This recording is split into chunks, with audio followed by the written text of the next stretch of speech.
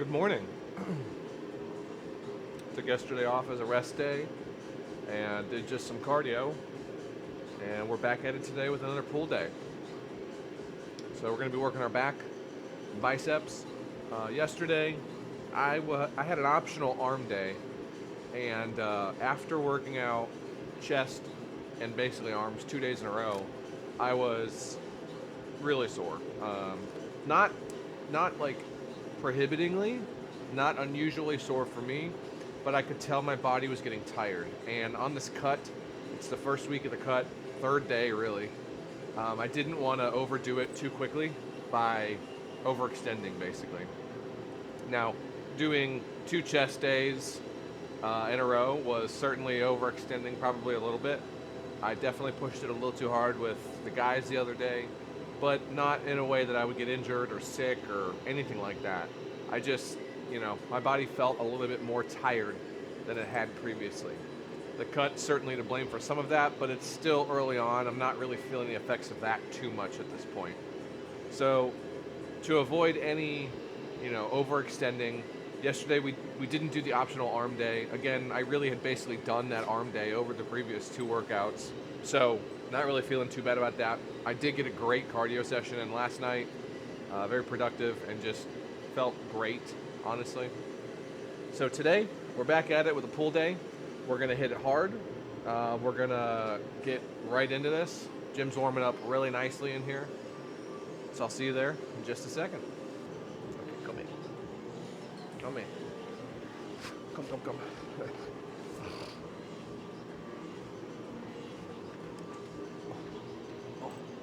Oh, oh, oh my goodness.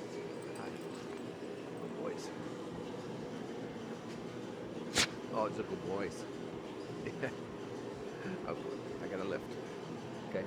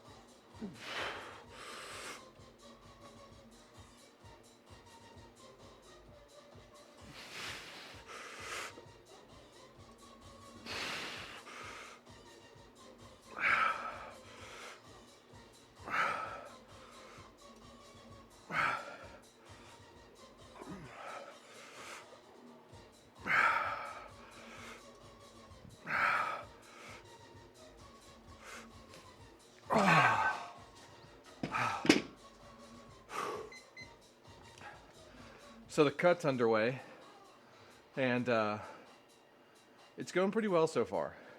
My first day was Monday. Today's Wednesday. And the day itself was a bit of a struggle in that I forgot to defrost the chicken and beef I was going to be cooking that day. So normally I would eat some kind of snack in the morning, mid-morning, before lunch, and then have either half of my lunch around 2 or 3, and then my dinner, or half my dinner at that 2 or 3 spot too. Just depends on what I'm feeling like. I didn't have any of that defrosted, so I wasn't ready to go. I was able to get the chicken defrosted for lunch, and that was fine. But not being prepared that first day definitely was hurting me.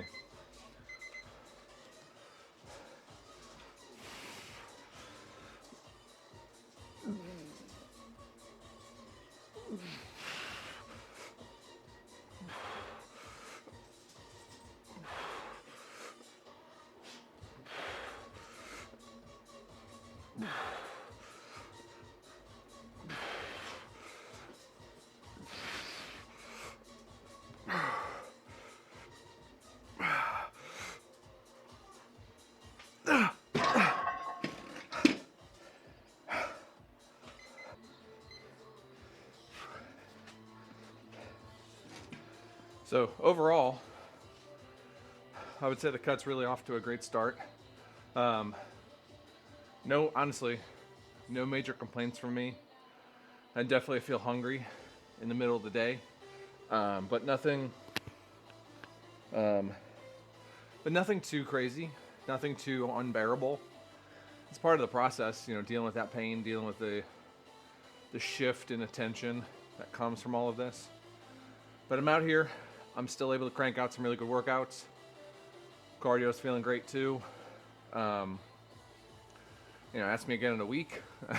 That might be a different story. 2 weeks, but it's off to a really good start.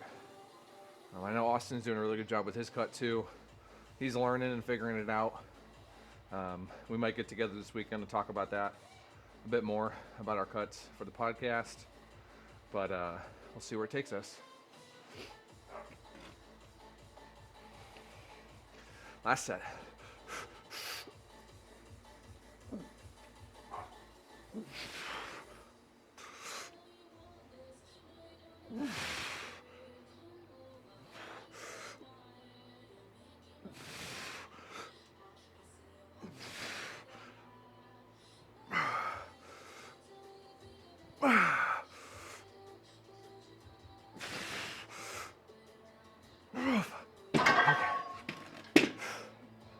Ooh.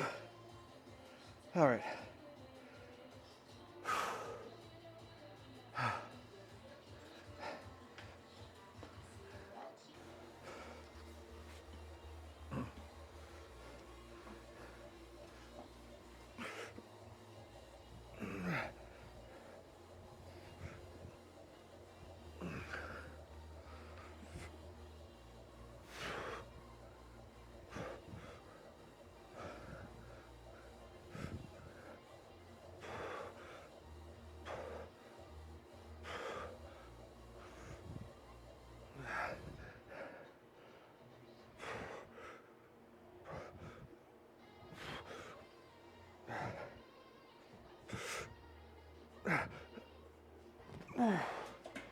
Ooh.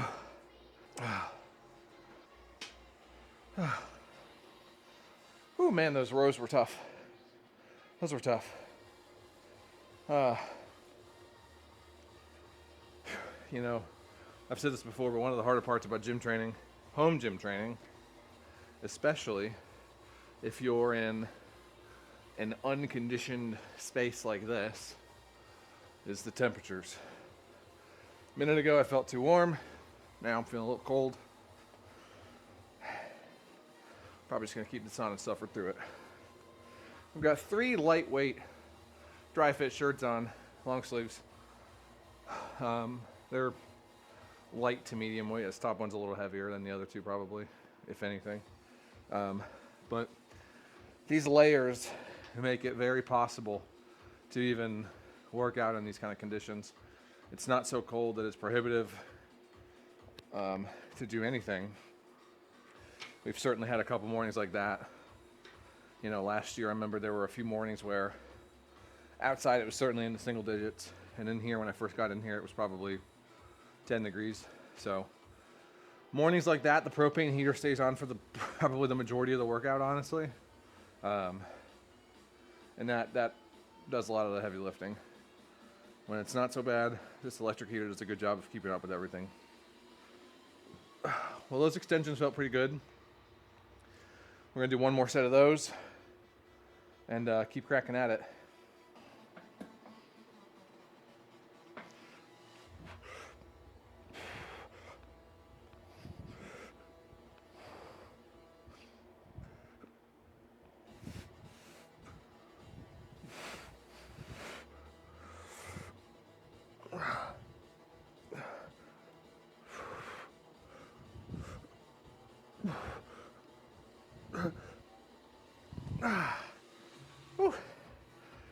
Second set was a little harder there.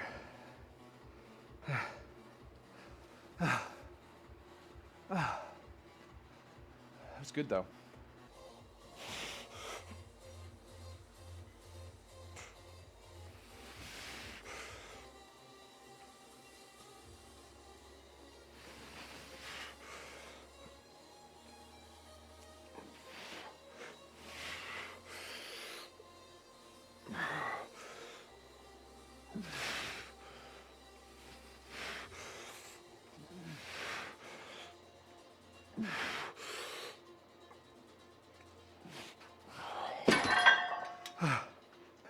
Now the cut's been pretty fun to jump back into, honestly.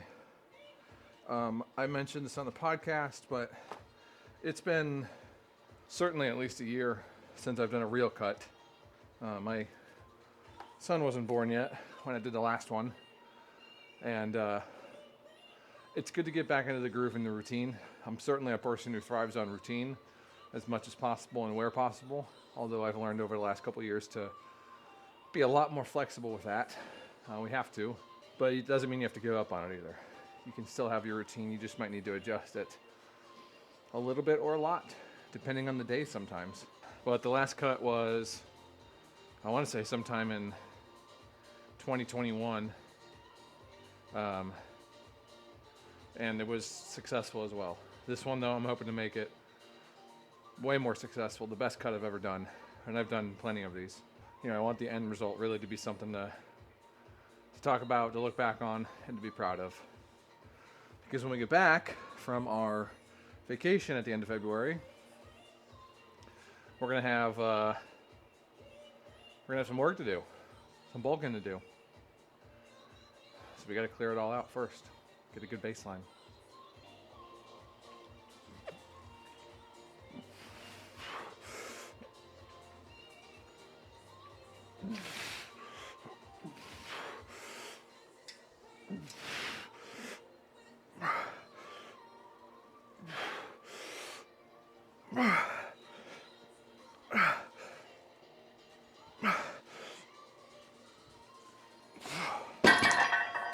Now, I'm not one for complicating it too much, really anything. The simpler we can keep it, the better off we're going to be in our attempts to maintain. I get discouraged almost for people when I hear anybody really jump to the, oh, I'm gonna do a keto diet, or I'm doing this juice cleanse, or whatever other odd, super difficult road they're about to take. The keto diet has a place for those who need it medically, biologically.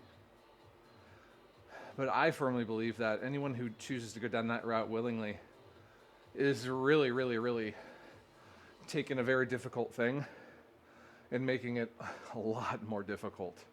A keto diet is so freaking, it's so hard. I couldn't do it. No carbs, very low carbs. I mean, that's very difficult. Our body needs those. So when I structure my cuts, I try to just eliminate as much fat as possible, very low fat amounts, keep the protein nice and high, and then fill it in with carbs.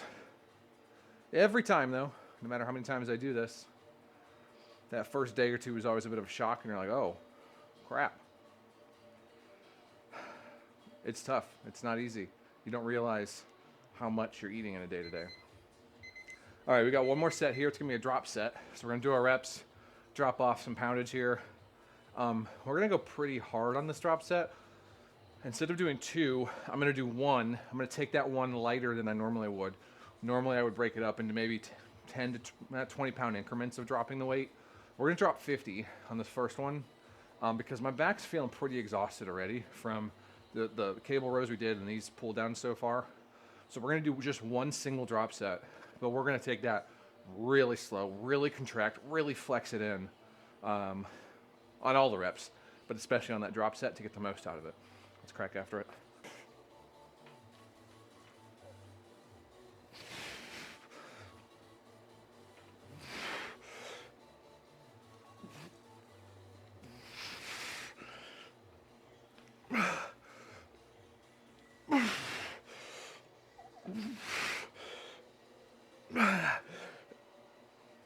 That's it. Okay.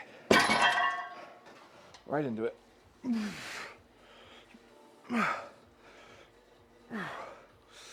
Oh, so tight. Oh, that's it. That's it. Oh, boy.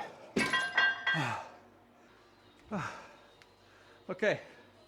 That's exactly what I was hoping for there. That last set was tough, man. I barely got that 6th rep in there. Okay, I'm gonna put this away, rearrange you, and get on to the next one.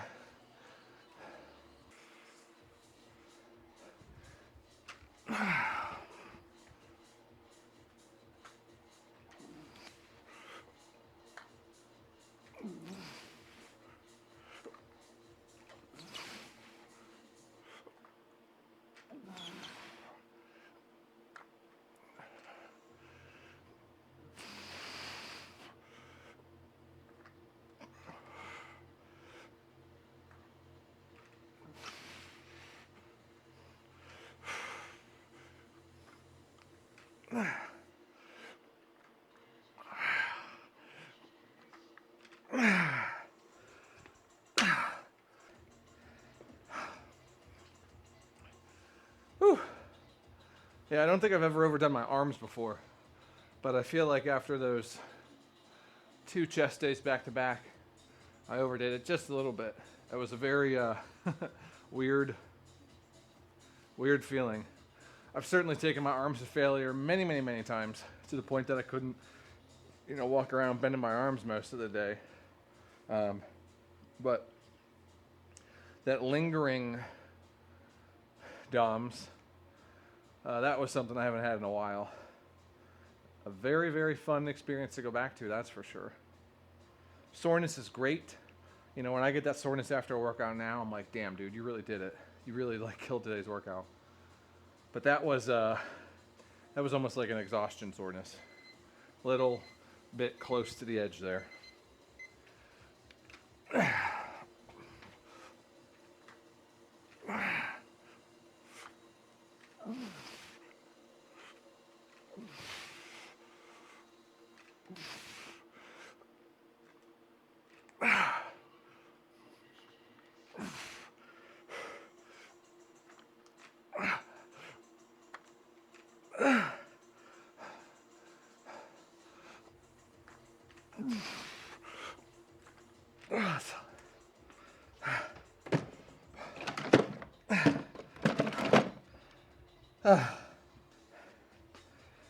All right, we're gonna take this last set down here a little bit. Go from 35 to 25. That was a tough set. It was hard to even do the last rep there. So lower the weight a little bit, crush out this last set. Nothing to it but to do it. Okay, here we go.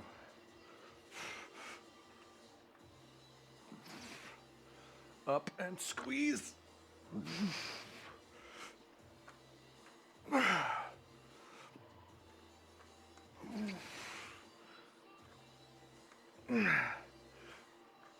Yeah.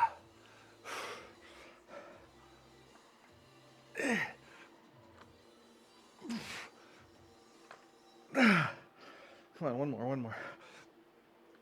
Oh, that's it. Whew.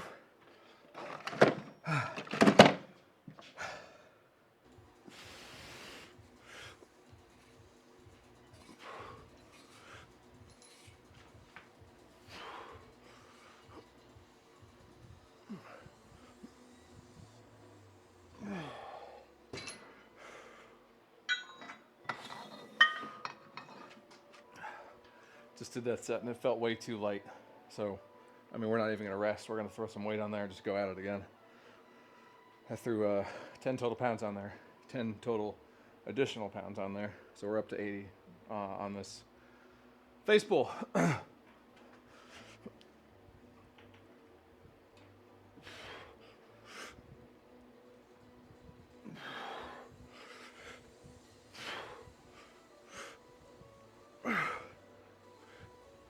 That's more like it.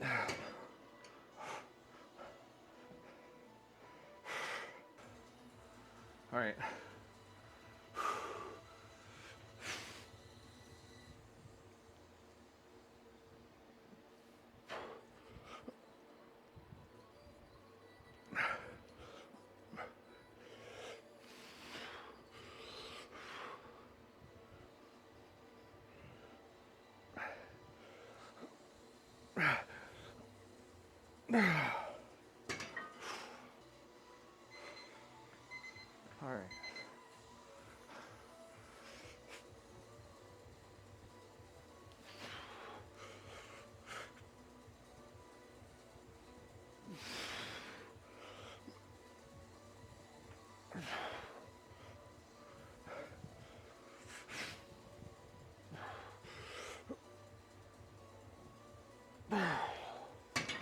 Man,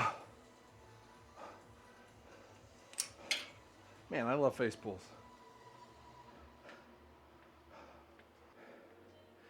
I think what I love about them is how small variances and just like where you hold that weight can lead to very interesting changes in how your muscles are worked.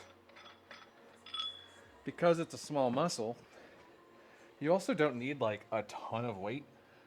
You don't need like, shoulder lateral raise levels of weight. You certainly need more than that. But it's not these like crazy numbers to get to that point where you have a nice even contraction where you can really just feel that squeeze and get the back muscles firing up, those rear delts firing. Big fan of those.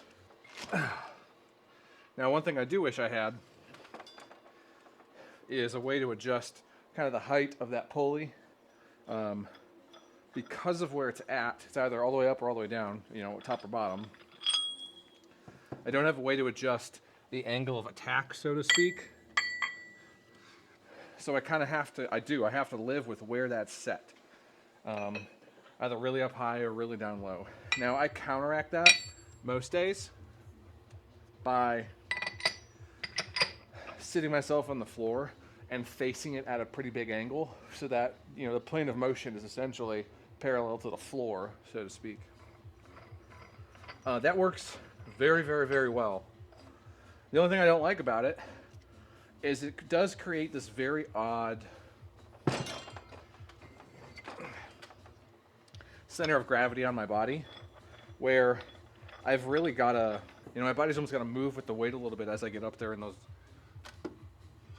in the pounds. It's not unmanageable, but I'd love, and I will one day have soon, an adjustable pulley where you can adjust the height on this thing. Now, recently I've seen this cool new electronic device. I forget the name of it. If I can find it, I'll throw up a screenshot or the name of it up on the video here. But there's this new electronic device. My understanding, if I read it correctly, is that it's a direct drive motor. So for those of you who play video games and anyone who does sim racing, same kind of technology that creates those instant forces. Those motors on the sim wheels, which appear to be a little bit bigger than this direct drive though, those are able to generate 25 plus Newton meters of force, which is a crap ton of force. So I'm interested to see how that application can work for the gym, because what this tool does is it's a little box, probably a little bit longer than your phone, a couple inches thick, that attaches to your rack. It seems to have 5/8 and 1 inch hole spacing attachments.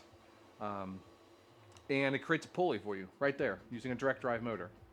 No weights, no rubber bands, none of that. No momentum wheels, whatever those are called. It's just directly out of that machine, and it looks so damn cool. I want one so bad, y'all. And then I saw the price tag, and it's $1,000 each. Now, I'm all for spending on my gym. If I was to go in on that, I'd have to get 2 of them, number one, and I'll tell you why here in a second. But that'd be $2,000. That's a lot of dough to spend on a toy like that, and that money is probably better spent focused on the actual gym itself, the big gym that we're trying to open. Now, I couldn't just get one because I already have a high and low pulley. I don't really need one of those devices for some of its other applications. I saw they had some like strength and conditioning applications with like running, like with the parachute behind you. I've seen they have the rubber band resistant stuff too. Not really what I need it for, not at all. I would need 2 of them, and I would almost exclusively use them for things like flies, curls, dual hand movements that you would normally do on a cable pulley like that. Honestly though, I say that out loud, and I mean, I still probably would make use out of just one. So hey, if that company wants to sponsor me and send me a device to check out, I'll test that thing out. I'll run it through the reps here and see what I can do with it with just one device. But because I have this high-low pulley, I still got to put weights and everything on it, which is kind of a pain in the butt. So I'm not sure how big of a huge advantage it would be. I'm sure it would still give me some time saving, space saving, and the ability to do a little bit more with it, because those things can do up to 200 pounds each apparently. So a pretty substantial amount of weight. Now for my pull downs, I'm over, well, on this pulley at least, I'm over 200 pounds. Maybe it would be different on that because the pulley, there's going to be a little bit of a ratio, even if I believe this Titan one is 1-to-1, but I still think there's some bit of a ratio there. But man, what a cool freaking little device. Again, I'll see if I can throw up a clip or a link or a picture of this thing and how it works. It is super freaking neat. Gym technology is amazing, and I'm excited to see where this kind of stuff can go in the coming years when they can improve upon it and potentially make it cheaper. All right, we got some freaking heavy shrugs. We're gonna crank these things today. I'm gonna go get my wrist wraps. These are 130 pounds each. We're gonna crank these things out. See you there in just a second.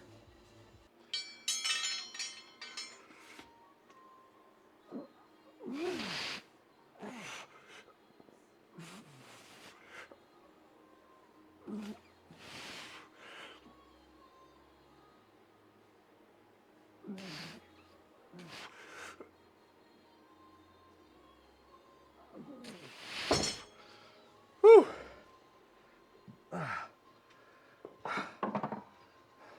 All right, let's do this.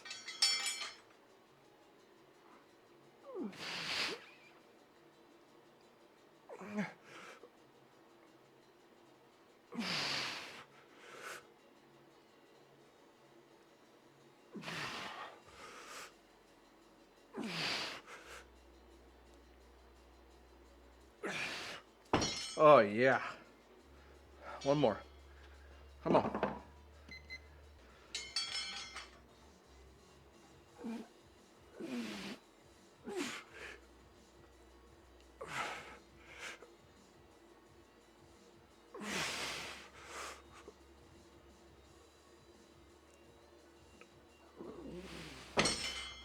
Oh man, those felt so good. Wow.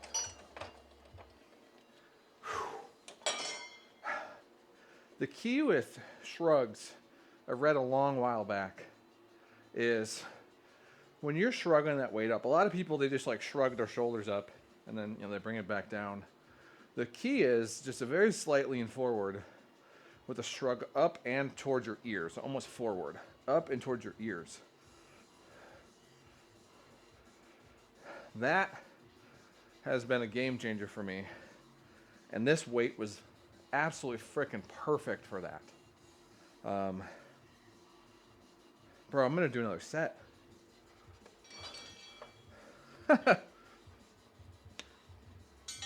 Let's do it. That's so good.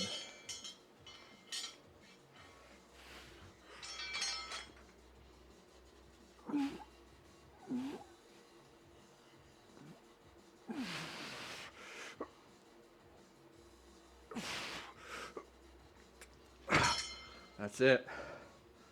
All right.